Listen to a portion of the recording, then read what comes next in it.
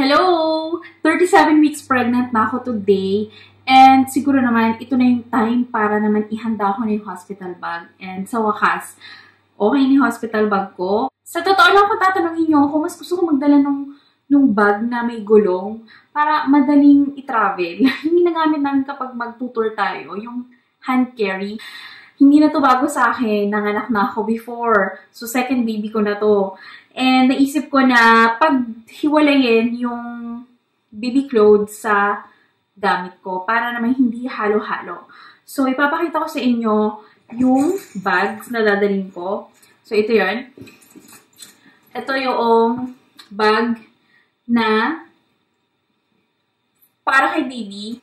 And then, ito naman yung para sa akin, para kay Christian, at para na rin kay Adi. Kaya medyo marami ng gamit or marami ng things na dapat dalhin kasi posible na isama ko si Christian at saka si Adelaide sa panganganak ko. So, nakadepende pa rin kung anong mangyayari sa time na yun. Mag-open na tayo ng bag at ipapakita ko na sa inyo kung ano ang mga pin-repair ko. So, ito yung, yung bag na kung saan nakalagay ang gamit ni baby number 2. Okay, gusto ko itong bag na to kasi marami siyang compartment. Okay, ang kailangan na hindi ko makalimutan ay yung health card. So, nilagay ko na dito yung aking health card. Then-repair ko na siya.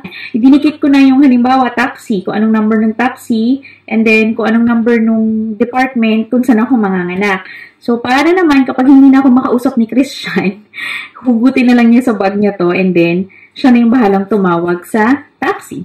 Anyway, hindi naman mangyayari yun kasi conscious naman ako malamang that time. And then, andito yung health card na dapat hindi ko makalimutan. So, yan. Diyan yan nakalagay sa unang compartment para naka-arrange. And then, tingnan natin yung second compartment.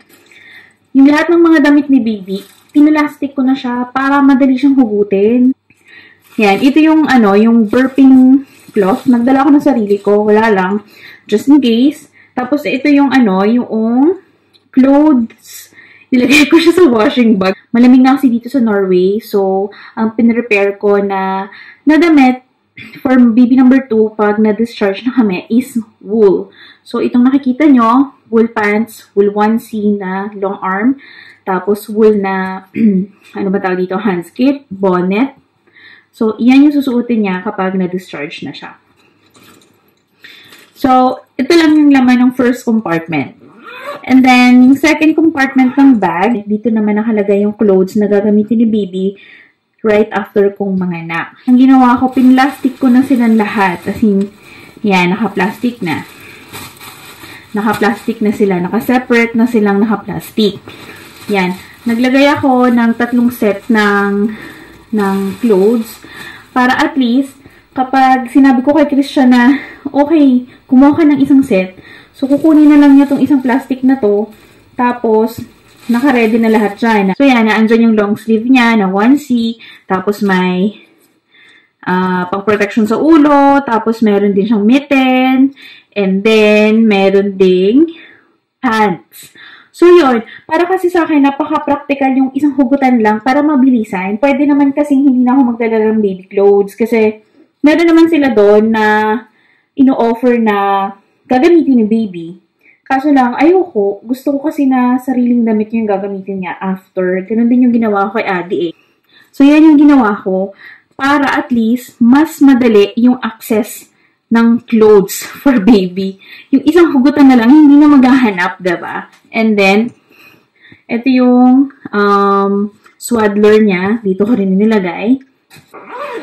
Then, sa third compartment, dito naman nakalagay yung sarili niyang blanket. Actually, pwede naman na hindi ako magdala ng blanket eh, kasi meron namang blanket sa hospital.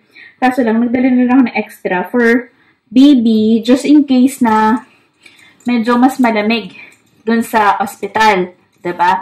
So, pag din na-discharge kami, pwede ko siyang gamitin na pang-cover kay baby.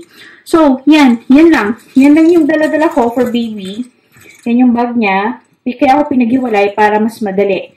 Mas madaling ma-access ni Christian yung bag. Sabihin ko lang na kasi, kunin mo yung bag ni baby and then, okay na. Let's move on naman sa bag namin. Hindi pa kasi kompleto to. So, kapag talagang manganganak na ako, saka ko kukumpletuhin. Pero inilista ko kung ano yung mga dadalhin ko pa. kung ano yung mga idadagdag ko pa sa bag. Like, for example, charger ng telepono, chinelas, yung bio oil, yung body shop oil ko na pangmasahe, yung lotion ni Adi. Yan. Yun yung mga idadagdag ko dyan. Silipin na natin kung anong laman. Medyas. Nagdali din ako ng night panties. Yung yung itatapon mo na after. And then, may dala din akong dito, isang panty rin na normal. Tapos nagdala ako ng 2 nursing bra. So, yan yung mga laman yan. And then, dinala ko na rin tong, ano ba tawag dito? So, ito yung dinala kong damit. Ano siya? Para siyang pantulog. Yan. Masarap yan sa katawan. So, kaya yan yung chinus kong dalhin. And then, nagdala din ako ng isang set ng damit. Like, for example, this one. Long sleeves to. Na may access ako. Pag magpapadede, magbe-breastfeed. Ayan. Breastfeeding long sleeves. Siyempre, nagdala din ako ng jogging pants. Na pang buntes talaga. Kasi syempre, hindi naman agad-agad na sexy ka pagka nanganak ka. Syempre, may gagamitin ka rin doon na napkin. At yung napkin na papagamit sa'yo is napalaki. So, kailangan huwag ka magmama-sexy. So, yan lang. Yan lang yung damit na dala ko. 3. And then, ito naman ito yung pinakamahalaga sa lahat. Dito nakalagay yung mga kung anik-anik na mga kakailanganin ko at ni baby. Ito ang pinakamalaga kapag umiiri ka na kasi pag papawisan ka ng todo, kaya kailangan ipit mo yung buhok mo. So, yan. Ito talaga dapat yung hindi natin makakalimutan. Ito yung breast cream. Ito yung soothing nipple cream. Kasi lalo na kapag magbe-breastfeeding ka, ay naku, ang sakit-sakit ng nipple mo talaga kapag engorged na. So, ginamit ko to dati kay Adi. Hindi pa naman siya expired. Hanggang 2016 pa, March. So, gagamitin ko ulit to sa second baby. And then, naandyan yung yung zinc cream para kay baby. Ito, hindi dapat makalimutan. Ano ba to? Aquathermal for lips. And then, nagdala ako ng travel size na toothpaste. Ano pa ba? Ang aking facial cream. Nagdala ako ng extra na nipple compress. Nakita nyo na yan. Nagdala din ako ng extra na lotion. Wala lang, maliit eh. So, nilagay ko na lang din dyan. And then, ang hindi dapat makalimutan, yung katulad ng sinabi ko kanina, hair tie. Kasi pagpapawisan ka ng bongga kapag umiiri ka. And then, ang toothbrush namin, dalawa ni Christian. Hinanda ko na, binalot ko na lang dito. Wala akong makitang cover, so binalutan ko na lang siya ng plastic. Suklay. Yan, huwag kakalimutan ng suklay. At ito lang yung dala kong essentials. Concealer, brow product, at saka itong lip and cheek stain. So, yan. Nagdala ko ng konting disposable nursing pads. Then, nagdala din ako ng sariling napkins ko kasi ayoko nung napkins dun sa ospital kasi napakalaki. Hindi mo naman kailangan ng malaking napkins after how many days, diba? So, nagdala lang ako niya. Just in case. Nagdala ako ng sarili kong shampoo. Ayan, ito na lang yung dinala ko. Kasi ito lang kasi available na maliit eh. Na wala kasi akong travel size na shampoo. And then, nagdala din ako ng shower gel. Ayokong gamitin yun nasa ospital. At syempre, hindi mo dapat makalimutan itong Lactacid. Actually, shower cream to. Pero pwede din to down there. So, diba? 2-in-1 na siya. Kasi kailangan mo mag-wash kapag ikaw ay nanganak. So, yan. Yan ang aking vanity bag. Camera. So, ko na to, na-charge ko na to. Tapos, mayroon akong 2 extra battery.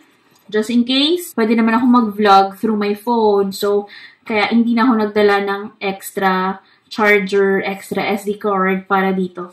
Grabe, pinagpawisan ako. Yung ba namang may lamp ka dyan, tapos may ilaw ka dyan, tapos naka-long sleeve ka pa, acryl to. Para lang makapag-film.